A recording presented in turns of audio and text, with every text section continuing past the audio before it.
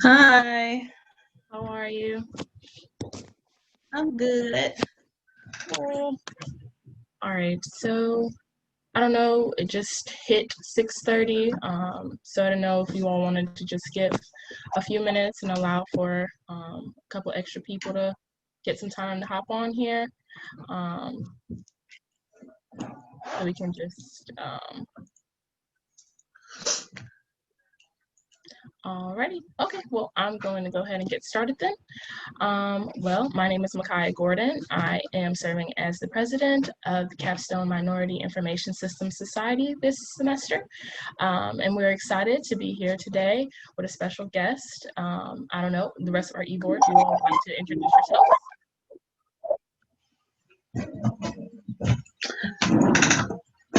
Hi, I'm LaShonda King. yourself? Yeah. Am I introducing myself? I couldn't hear Oh, you. no, I was saying to the e-board, I'm going to introduce you in 1 second. Okay. Yes, ma'am. Oh, sorry, I couldn't hear either.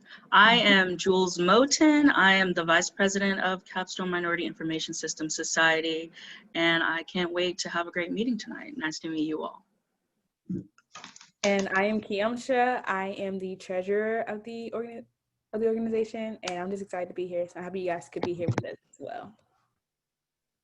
Awesome. And then also, we would just like to take the opportunity to send a huge thanks to the Black Faculty and Staff Association for allowing us, for partnering with us, for giving us guidance, and for also just allowing us to use their platform tonight. And we're going to just go ahead and get started. For tonight, we are very happy to have Mrs. LaShonda King with us. And just a little bit about her. She is a Birmingham native. Shout out to the 205. Currently resides in Gardendale, and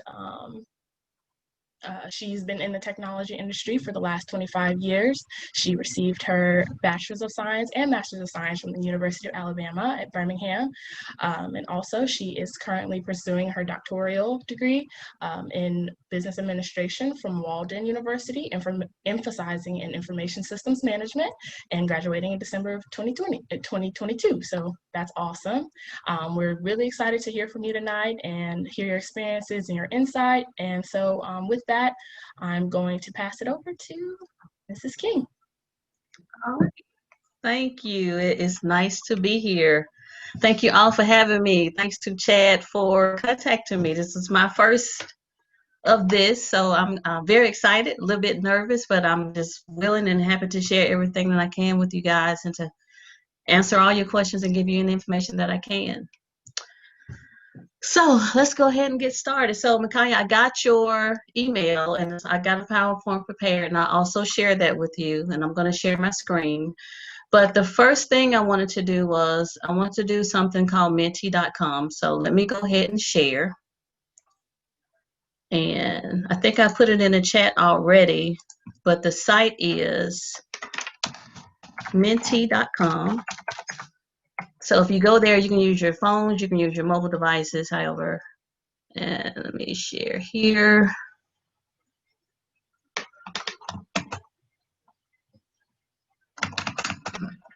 Okay. And the code that you need to put in is 4385012. Can you do that code one more time?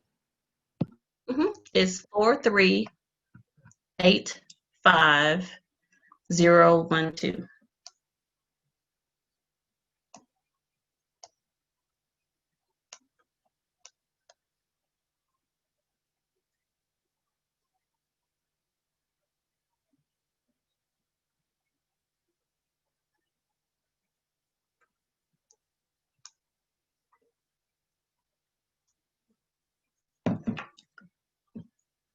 And the first thing I want to do was just, yeah, there you go. Just go ahead and answer those questions, and we're going to see a word cloud of what companies you're looking at.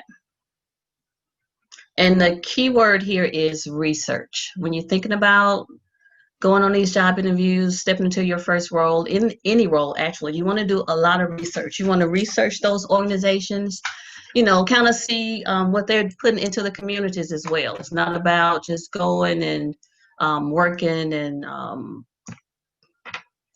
of course, it's about working and getting a paycheck, but you want to see what they have to offer in the mind of your community and in our society as well.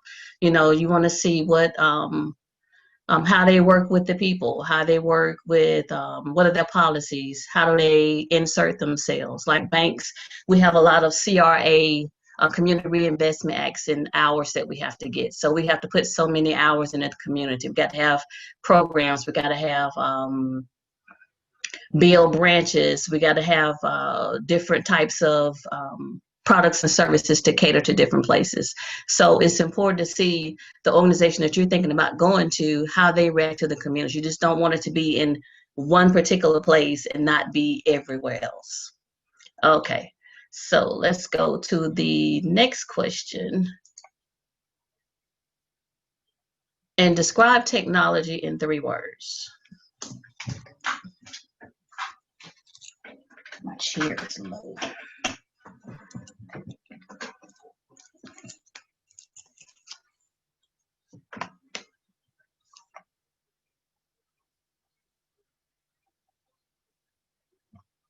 Everyone has a different idea of technology.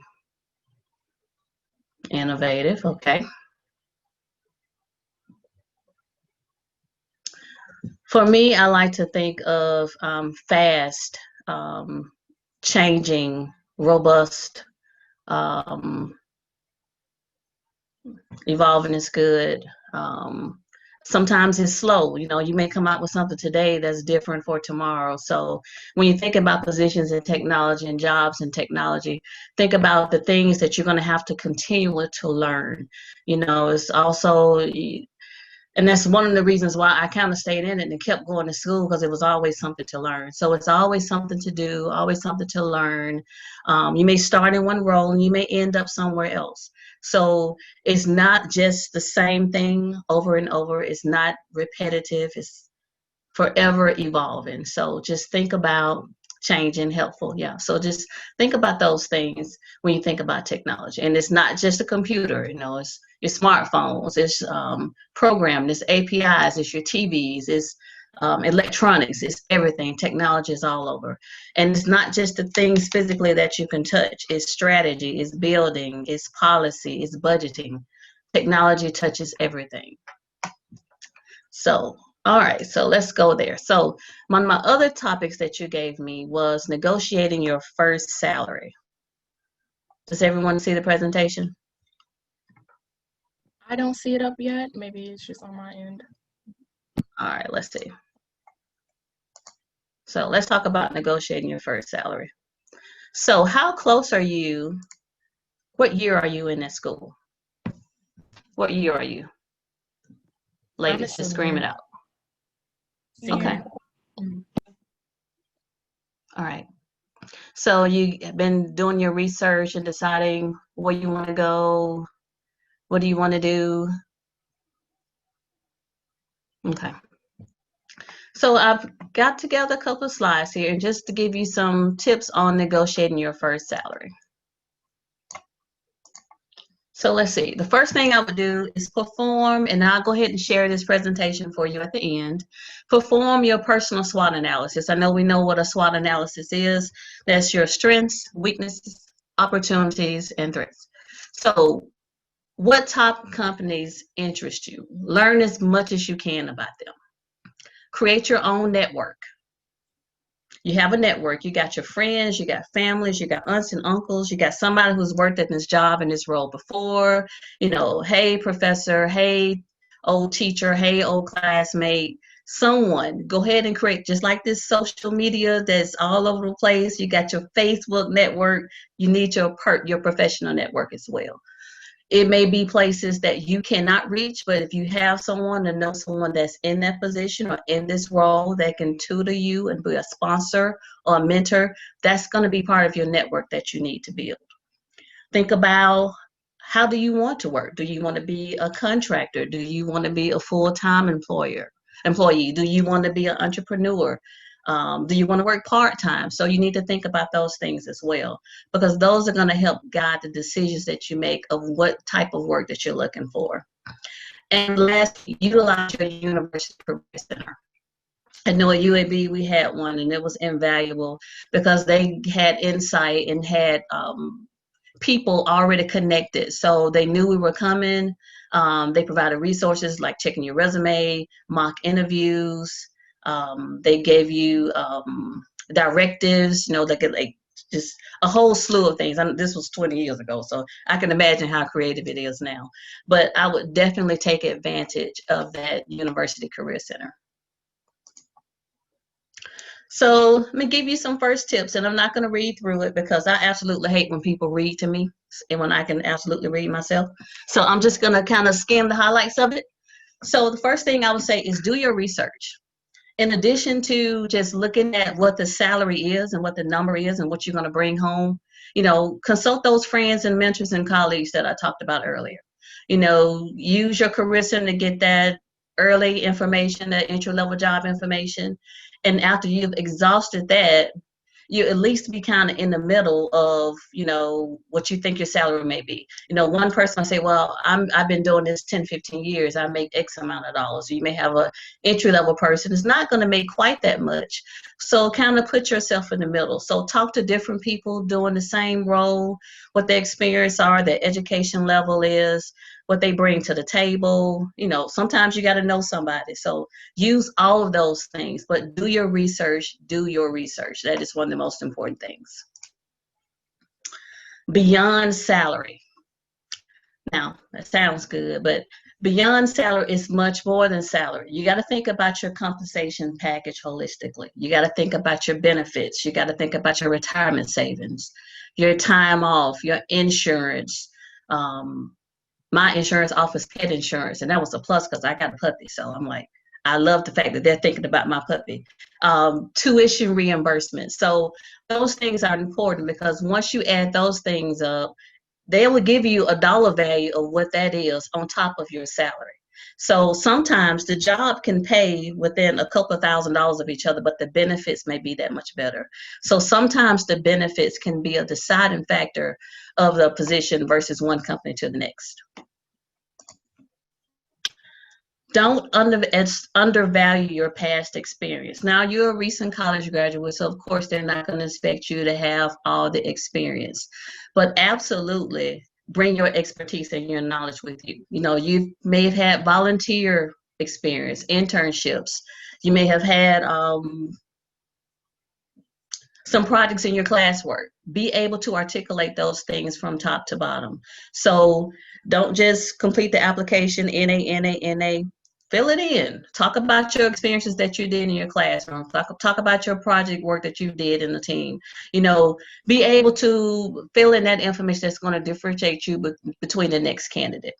So I say, write these things out now as you're going through it. And that way, when you get these applications and when you get ready to go to these interviews, you can go ahead and be getting ready to recite that information and be able to sell yourself to that interviewer. Because all of these things count when you're working and you're talking about that salary. Make it personal. When it comes to a company, everything like raises and bonuses is based on what you negotiate. So you are selling yourself. So you absolutely want to be engaged and make it personal. And my second point is say, he who speaks first loses. Well, you may think you're worth $50,000 on their first job, and if you don't ask for it, you may not get it. They may lowball you, but you want to at least come in and have some room to negotiate and wiggle with it. This is your life. You're going to be taking care of you. So you should absolutely make it personal and try to get the best deal and negotiation that you can do for yourself. You know what you like to make, but you can say, hey, I'm willing to work with you. So that kind of exudes a bit of confidence to me as well. And we'll touch on that on the slide later down. Your body language. Body language. Oh my goodness. So of course you want to sit up straight. This is just regular stuff. I know we all know this. You want to sit up straight. You want to be present. You want to give direct eye contact. If you can't look at a person while you're talking to them about why they need to pay you X amount of money straight on, why would they go through trying to work with you and give you that best top option for a salary? So Smile. Think about your body language. No fidgeting, no open posture. Speak slowly so you can control what you're saying. Ask follow-up questions. Don't just, okay, Mikhail, you got a question? No, I don't have a question. Bring a list of questions with you. Go through their website, back to number one on that research, and for every question, ask them a question back. And it's okay to keep doing that. It's okay. You want to be confident. You don't want your body language to show that you're not engaged and you're not interested in what you're doing, and like you're just being bothered. You don't want to just sit like, yeah, okay, I'm ready. What you got? No, you got to sit there, ladies. You want to be dressed. You want to have a suit on. You want to cross your legs. You may not want to cross at the knee, maybe at the ankle, depending on how you're sitting. But there's plenty of literature out there. Confidence, body language. Sometimes it's not what you say, it's how you look and what you exude. Do more research. Can't stress enough how to do more research. So when it comes time to discuss your compensation, you will be discussing your value to the company. I got a bunch of bullet marks here. Put yourself in the interviewer's position. Ask them, what are your top challenges? What goals do you have for your department? It's okay to ask these things for a position that you're going to be hired for, because you need to walk away knowing what they expect of you. So when they call you back and offer you this job, you need to set that same expectation back to them with regards to your salary. So it's okay to ask those questions. And it's also okay to insert evidence at that time that you already know these things and that you can do this. So again, you're placing value on yourself because you are coming to the rescue of this position. And when you call your dollar amount, you should be confident, like, I can do these things for you. This is the salary that I'm asking for. Consider the offer. Now, this one I know it works. I've heard a lot of people say that, don't wait. It's like when you go on that first date, wait a couple of days before you call him. Okay. Yeah, a little bit, but still, you may wait a day or two, but, don't just wait. Say like, well, give me some time to discuss this with my family. If you're married, with my spouse, let me discuss it, want to talk it over, compare ideas and opportunities. You don't want to seem like you're not interested, even if you're not interested, but still give yourself time to go over those benefits, to go over the call, like the slide before us, and what he wants or what those challenges are. You need to have all of these things. I would say, I don't want to say not to accept it that first time you get that offer, but just be willing to step away and consider the offer, see how it's going to match you, because this is a decision that you're making that's going to impact you and your family. So you want to be sure. And, if they're real desperate, sometimes, hey, you say, well, let me think about it. I'll call you back. And, I really thinking about another 10% increase. I was talking to Regions down the street, and they're thinking about they'll give me extra 10%. Sometimes that works. So again, negotiating is in your salary, is in your court. They have a range of what they're going to pay you. So they can work within that range. Try to push it, but be confident, but consider the offer. Final thoughts. Okay, of course, most recent graduates are nervous about negotiating your salary. You don't want to feel like they think you're not a team player if you don't take the first thing that they send you. But remember, these are hiring managers. This is their job to try and lowball you and set the salaries at a particular place. They have a range. It could be usually like in grades or tiers, and they may start 22 to say 38. They know that's the range they want to work in.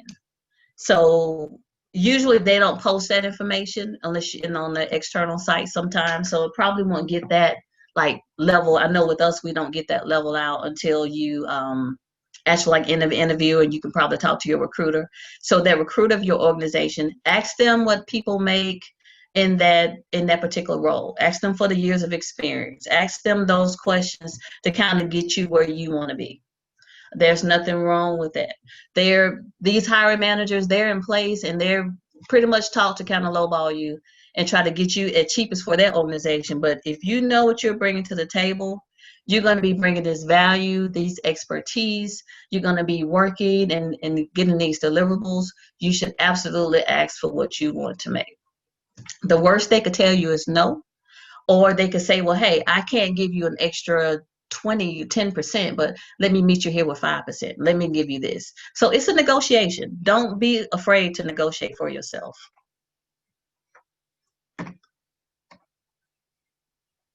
And here, this final slide is just a recap of all my 8 tips. Do your research, think beyond your salary, benefits, total compensation, value your past experiences, whether it's school, project work, internships, other volunteerships. Make it personal. This is all about you. So you need to sell you. Watch your body language. Your body language speaks volumes. Do even more research. Consider the offer, and then your final thoughts. Those are my 8 tips. I think that you can always do a bit more research. Don't just stop with any one person. Continue to do your research. All the positions, the salary, even if you do in technology, what positions are paying now. As the industry change, different jobs roll in technology, and you able to make different amounts or assert yourself differently. You may not want to be a project manager. You may decide you want to be a developer. You may want to be a scrum master. You may want to be a business analyst. So it kind of just depends sometimes on the company, the organization, the industry, and what you're looking to do. So don't limit yourself, just get in there and just get started. And my second question was that you gave me, you want to know about internships opportunities at BBVA, I think. All right, so I got this slide here, and there's also a page, and I'm going to put it in the Google in the chat here. I probably could just share this. I'll put this on the screen so you can see it. We have a whole section. Our HR is not called human resources, it's called talent and culture. And every year, every graduating year, they have a summer internship program, and it's called. There's a name for it. I don't know the name, but on our website, and this is the website here, I put it in the chat, and you can go through, and it takes you through every different line of business within the bank, so you can kind of find where you want to go. And there's an opportunity that they hire you full time after that.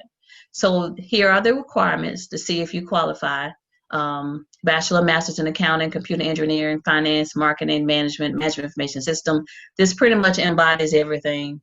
Comes around on every fall and December graduation. They're asking for a minimum 3.0, team player, experience in leadership role, and your campus preferred professional organization. If you have previous internship information or experience, where is it located? BBVA is not just in Birmingham. We have offices all over Alabama, Texas, Arizona, Colorado, California, Alabama, Florida, New Mexico. And we're also global. We have offices in Madrid, Peru, Turkey, Mexico City. We're pretty much, we're a global bank, so we're all over. And you're not just locked into just being here in the US, so you can travel. So it's an absolutely great opportunity. It's a 10-week internship. Like I said, you will travel to different lines of business, and you'll learn a little bit about everything. Anywhere from compliance to risk to audit. I work in business development, engineering, talent and culture. That's just to name a few, but I think there's like 16 lines of business that you can get attached to. And you can find one, client experience, calls and everything is there.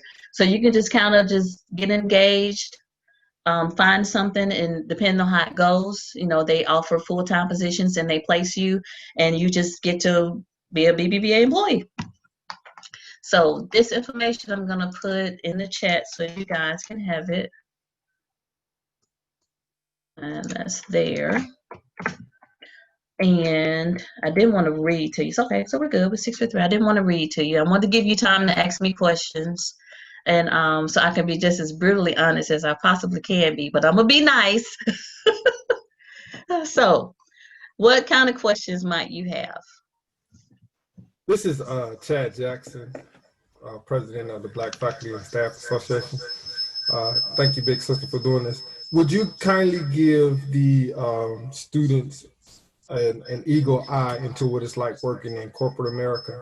Want to talk about the work cadence, the expectations, the high level expectations, and the turnaround for getting projects done. Yes, the expectations is, what do you mean? Elaborate more on your expectations, Chad. What do you mean? Okay, because so Do you mean as in a academia, Black woman? well, yeah, both. That would be great. But in academia, you have a syllabus, and you may have 2 weeks to get something done. But when you get to corporate America, they say, "Hey, I need this project by 3 o'clock Friday." How much they really mean they need Right. it by 3 o'clock Friday, and not by 3:01. Yeah, they probably mean that means Thursday. If they say Friday, that means Thursday. But yeah, it's absolutely not like academia. You come in any role, and you're gonna go through training. You're probably gonna sit and you're gonna shadow someone, and then you're gonna be expected to pretty much be able to stand on your own probably within a month or two.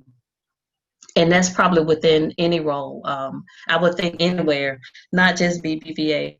Um, Very different from when in school. Very different.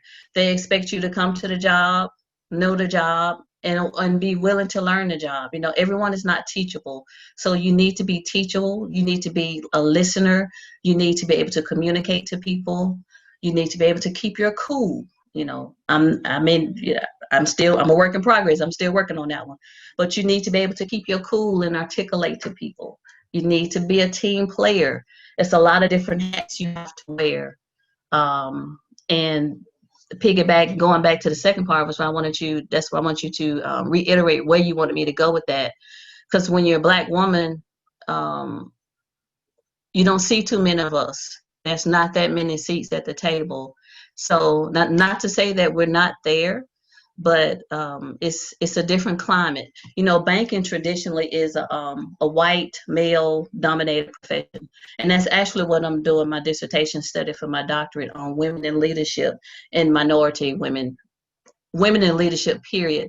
But even a second layer, you don't have that many Black women in leadership, especially at those positions, those senior level executive positions. So you really have to study and work even harder. It's always competition.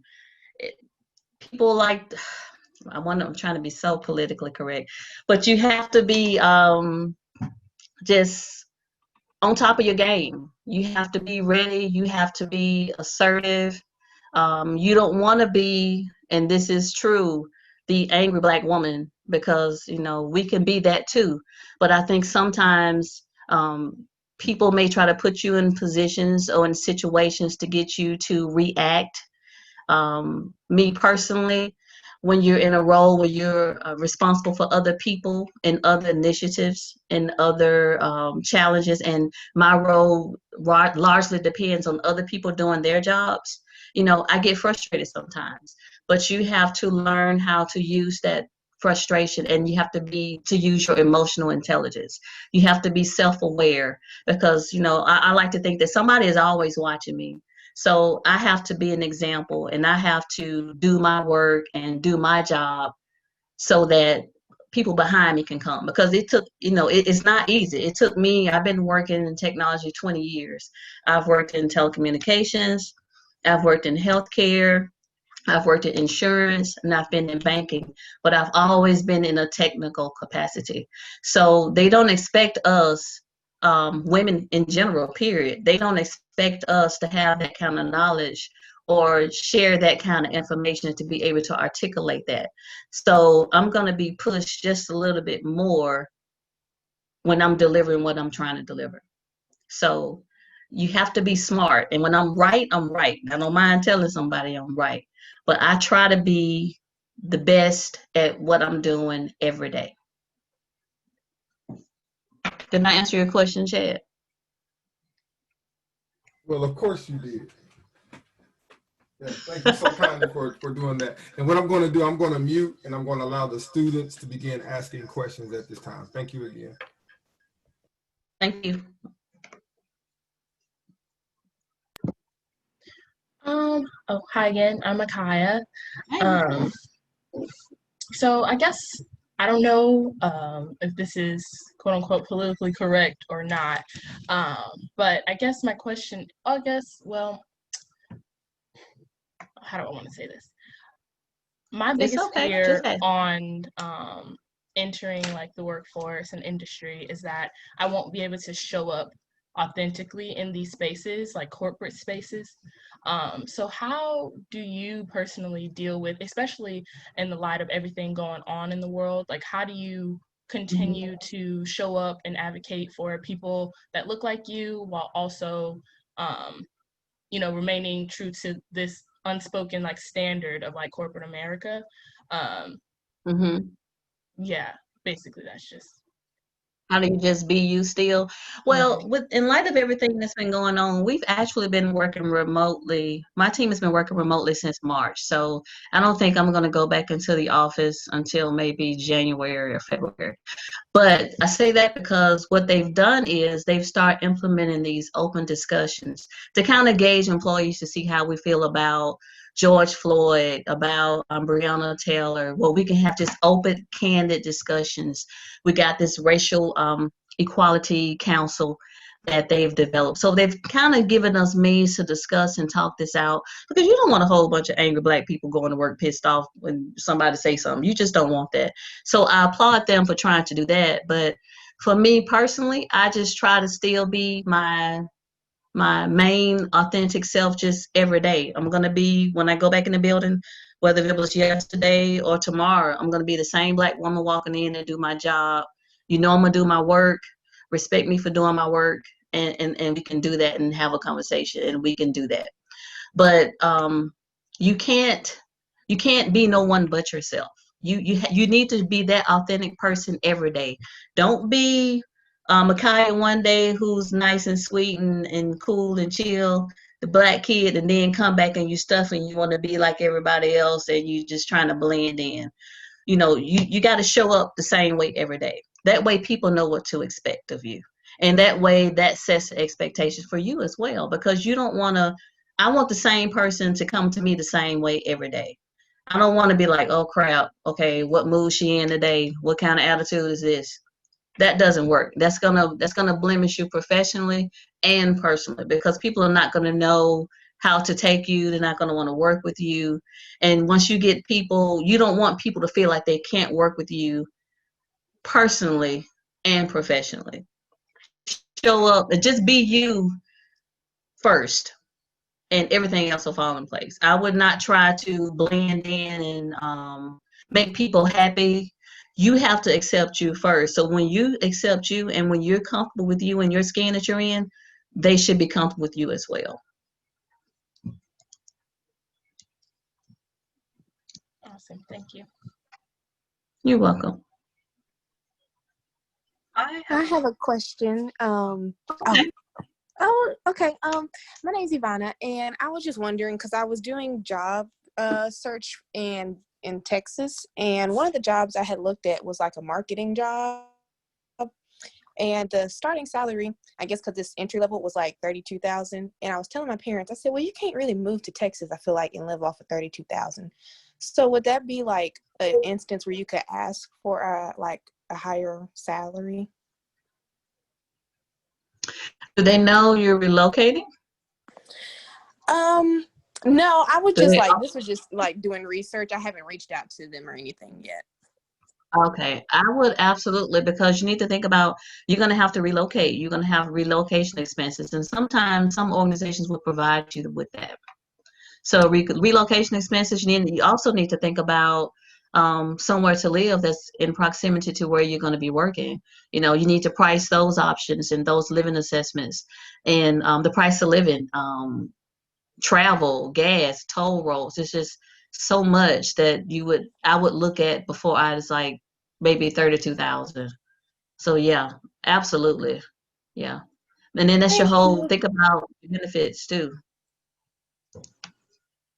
Thank you so much. You're welcome. Hi, I'm Jules again. Thank you so much for being here. My question was that you mentioned that BBVA is doing kind of open discussions, and kind of along the same vein as Makai's question. Do you feel comfortable, speaking your mind in those spaces? Are you actually surrounded by other Black people who will agree with you, or is it just kind of you're speaking out and you're comfortable with it, but you're alone? How do you feel speaking in those open discussions that they're having nowadays? I've been very comfortable. Now, the open conversations, all of us is mostly all Black, and what is all Black employees, and we have some senior vice presidents and senior leadership, and they take those concerns and they move it up and push it up the ladder. So personally, I've actually gotten a couple of things that I've been trying to get resolved and get someone to talk to me about for maybe 3 or 4 years. I got it actually resolved. I think with the climate, with everything, it's kind of making people more aware and want to talk to us and address these issues. My biggest concern is, how long is this going to last? And I kind of address that. Don't let it just be for the next couple of months. This needs to be something continual, because we are the minority at BBVA. It's mostly a foreign bank. It's mostly a global bank. Shouldn't say foreign. It's mostly a global bank, but we are the minority. But I do applaud them for at least trying to have a conversation and open those doors. To at least make us feel comfortable. And opening these new groups and this new racial equality council, that helps as well. And we also have our talent and culture line. Even before all of this, if you want to call and like a whistleblower hotline and want to express something, you could do that without any repercussion of being rolled up or retaliated against. Those are some things that are highly, they do not accept at all. So, you always are free to address and talk to someone about how you feel. So they've been very, very open with that. Even before, they've been very open. But, if you know me, I'm pretty blunt. So if I have a problem, like, hey, this ain't right, I don't need to talk. I kind of don't sugarcoat much. But I feel, and you got to think about you as a person. You got to find your style and your leadership style and your style. That works for me. Being able to just speak my truth all the time, So you gotta find your style and how you deal with people. Thank you. Sounds like a pretty You're welcome. favorable situation. It is all the time. Okay. My name is Kiamsha. A quick question. Okay. So my question relies on just like the everyday workforce, anything like that. So have you ever been, for lack of a better word, insulted kinda, either by salary or by intellect or anything like that? And how have you dealt with situations such as? That's a good one. You got a good one. But You don't yeah, know Shauna. yeah. She don't take it. She don't take any mess. I'm a what? I said they don't know you do that because you don't take any mess. Go ahead. Be very Yeah. candid. But Yeah. Yeah, it's been past insulted. Sometimes you just be downright pissed off. But again, you just have to know how to articulate that and how to discuss it. Now, how do you deal with that? If it's person to person, like if I'm meeting with a different colleague and we're talking, kind of just pull them to the side, like, hey, let's discuss this. We need to go over this. I don't think we ended this right, or we need to a little bit more discussion on this. This is my point, and I don't think you understood it. But usually, and I'm not saying this is probably the best thing to do all the time, usually, and I got this from my mama, where you cut up is where I act up.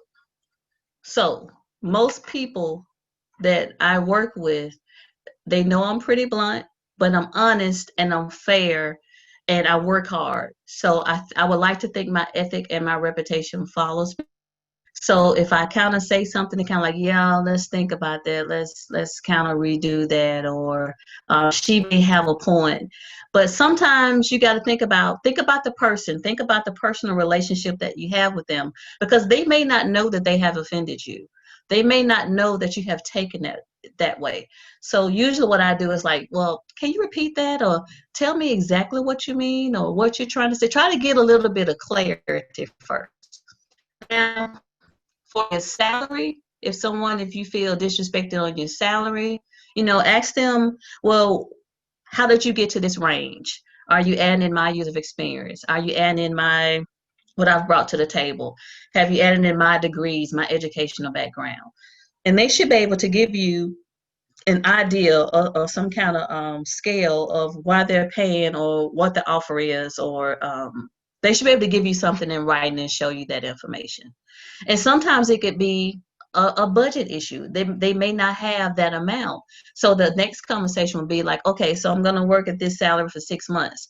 In a year, can I expect a raise? Or what do I need to do to set myself up for a raise or the next promotion? Go ahead and ask those questions and set those expectations, so you'll know and they'll know, and you'll both be on the same page. Because, okay, I'm gonna take this job and I'm gonna make this 40. I think I'm worth more than this, but you're telling me it's a budget constraint. But you got to get that understanding of what it may be. Now, if it's somebody just picking with you every day, just, and you got people like that just say stuff and just kind of like picking at that scab and just trying to try you and like make you come out yourself, sometimes you just might have to have a conversation with them to the side. But you cannot be the angry Black woman. You cannot get to screaming and hollering and fussing and cussing, because these people will walk you off their job. And Alabama is a at-will state, and they so if you have to scream and fuss, I've gone, it's okay, but thank you. You know what? Let's just agree to disagree, and let's just meet back on this in a couple of days. If I have to go to my car and scream, that's what I do. But I will not give anyone the satisfaction of making me come out of myself and belittle myself and not be professional at all times. Thank you for that. You're welcome. Okay, I just had one more thing that I thought about. I know for me, I am still trying to like figure out what exactly it is that I'm interested in. And I know that you've, have done a lot of roles so far. So my question is like, how have you like navigated from when you graduated to like now, as far as like navigating roles and just your career in general? Well, I did it kind of backwards. I graduated high school in 1991 from Ramsey up here in Birmingham, and I went to UAB, and I went to school. I went the first 2.5 years strong, and I decided I had some family issues, so I needed to work. So I went to school part-time, and then I fell in love, got married. And I said, oh, I'm gonna go back, and I didn't go back. But I continued to work in technology. I continued to work, and I kind of just had like, it's a difference between a job and a career. So a job is just something that you're gonna get maybe mediocre satisfaction from. You need to pay the bills. I had jobs, but it wasn't until I got older, got my family, had my daughter, I needed to be more stable, and I needed to get a career. And with that, I had to go back to school, and I had to finish. And this is why I say I did it differently. You guys are already in school, you're about to finish. So you got this exploratory time to decide, oh, well, let me try this, or let me try banking, or let me try insurance, or let me try retail. You got that kind of time, really. But for me, it was almost crash and burn. It was working at a job where I had 20 years experience, but I didn't have a degree. So I had to work for a lot less than I wanted to work for. So it wasn't until a management position came available, and I couldn't get it because I didn't have a degree. So that was the trigger to make me go back and start to school. So I decided at that point that I would own my destiny at that point. And I've been going to school for the last 8 years, since getting my bachelor's and my master's and working on my doctorate. So I say that to say, find what makes you happy. Find that thing, that tick that you want to be engaged and you want to learn and continue to contribute and do and help people. You need that kind of scope to see, help. You don't want to flip burgers. Ain't no computer training in McDonald's. So you kind of know where you want to go. You just need to figure out how to get there. So do your research on those different industries. Look at those. Salary.com, ladders.com is a good site to go and Google, what positions are paying X amount of dollars? What technical positions are paying this kind of dollars? What do I need to do? What's the ramp up time? How much do I have to learn? How much school is involved? Look at those things and see if there's something that interests you. Try those, and then talk to people like some classmates before you or some people that that's working in technology. Ask them, what did they do? Where did they start? I worked on the help desk, was my first job. I did QA testing. I worked on the help desk. I absolutely hated that. I was a project manager. I was a business analyst. I did a lot of report writing in Excel, kind of like coding.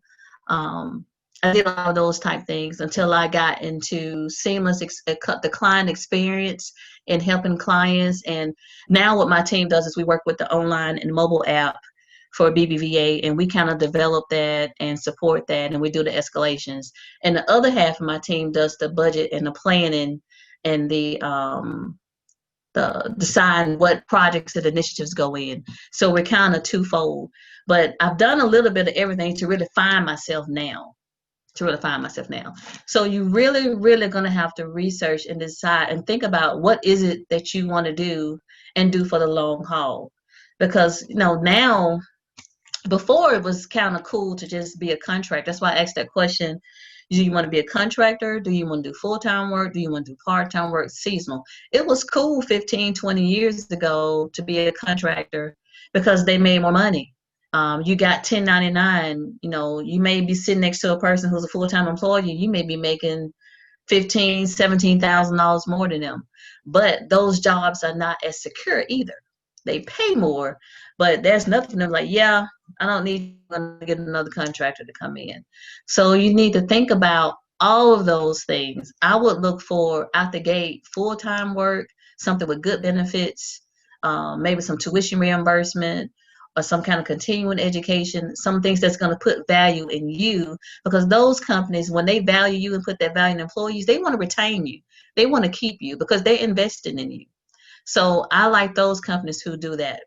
So those were my first choices. Compass has a pretty decent tuition and reimbursement program, but most places offer tuition reimbursement. So I would look at that. Find your you. Find what you want to do and make that work for you. Awesome. Thank you. All right. Does anybody have any other questions they would like to ask? I do. Okay. All right. I have a question, and it's kind of to give feedback, if she would. Lasana, do you mind telling them how important it is in building relationships, not only at work, but everywhere you go? And if you would take our relationship in, because, we work together at AT&T, then we end up together at church, and now we're doing this. So how important it is to make sure that you put your best foot forward in every atmosphere, because you never know where the next opportunity or reference will come from. Can you expound on that just a little bit? Yes, absolutely. That's, slide number 1, make your network work. Everyone you meet is a potential, what you call that, Chad? People speak life into you. They can speak life to you or about you. Every person or you work with, do your best job and your best work for them or with them. Any publicity is publicity. Even bad publicity, it works and it follows you. So your professors, your teachers, your classmates, your family, your internships, all of those relationships, they matter and they count, because it may be I may not know, you may not know somebody, but you may come to me and I may know someone that can help you or that can provide assistance. Like for instance, we had a girl who her son was having surgery in Japan, and of course she's here, she's stateside, and she couldn't get there. You know, there's a time difference, and just using the network. And she typed in, "Hey, Sora, does anybody know anybody who is in Japan that can go and talk to this doctor and talk to me and let us know what's going on with my son?" You know, that network can be wide, and just like personal, just like for business. You know, your network needs to have a sponsor. You need to have a mentor. A sponsor is somebody that can speak for you and get you in the room. A mentor is someone like myself or like Chad who can mentor you on, you know, how to present yourself, um, how to build your resume, how to do an interview, what questions to ask, what steps should I do, how do I complete this SWOT analysis, you know, what background, what information do I need to study. All of these things are part of your network. Your network is invaluable and it's never too big. You know, meet people. If you enter some kind of mixer, and I'm sure if we were in person now, maybe you could meet people. You know, don't be afraid to walk up and meet people. Say, "Hey, my name is LaShonda. This is what I'm doing. I'm doing this study. You know, I would love to talk to you or get some time with you so we can sit down and discuss. I would love to pick your brain and see what kind of ideas you have. How can I?" And don't be afraid. How can I reach out to you? How can I get your contact information? Don't be afraid to sell yourself, because somebody knows somebody knows somebody. Everybody ain't getting these jobs because they've gone to an interview and the work has just been so great. Sometimes behind the scenes, somebody knows somebody, like, you know what? I know her. Oh, I may not know her, but I know somebody know her. Let me make a phone call and see. And oh yeah, go with that one. You know, so the network is alive and real. It is alive and real. So take advantage of those things. Take advantage of your network. Start building your network now. I had a notebook and I used to write down when I would meet people on different teams who I thought that we did great work together, who would be a great reference for me.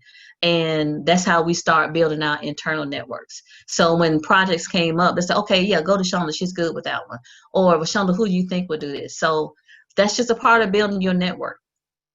So that's a vast thing that you need to do. There's never not enough people that you can have and you can express yourself to.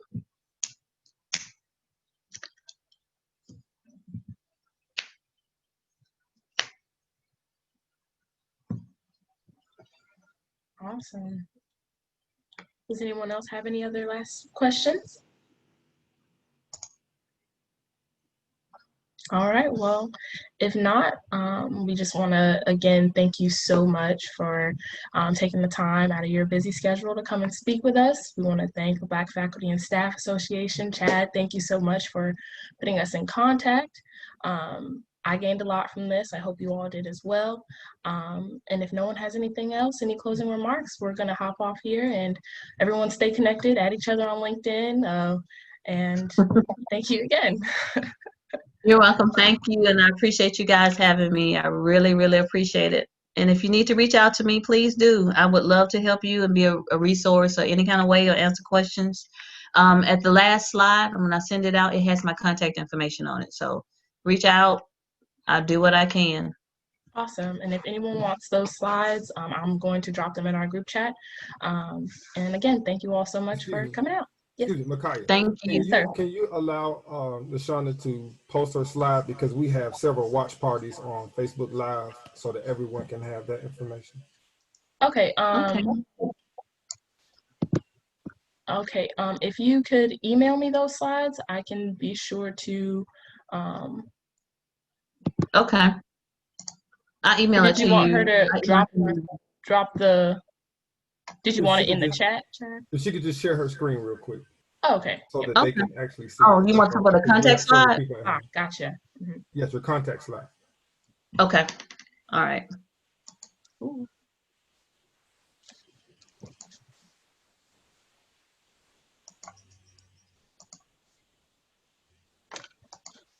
Okay. There you go. All right, do you share screen? All right.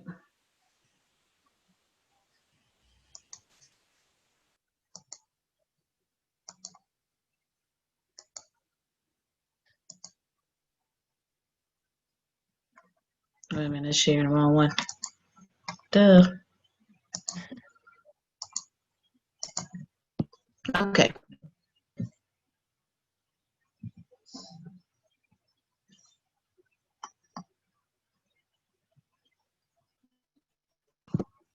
Alrighty. It went away. Hold on. See how technology is right there? Yeah. Just do what it want to do.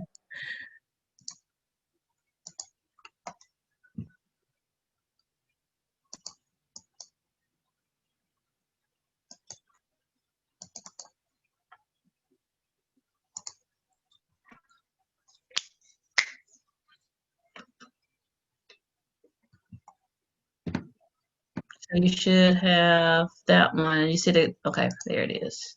You can just leave that one up, right? As we close out, and then people can write that down if they want the context. Awesome. Alrighty. So thank you all again for coming out. And we will see you all at the next event. Thank you. All right, bye. Thank you. All right. Bye.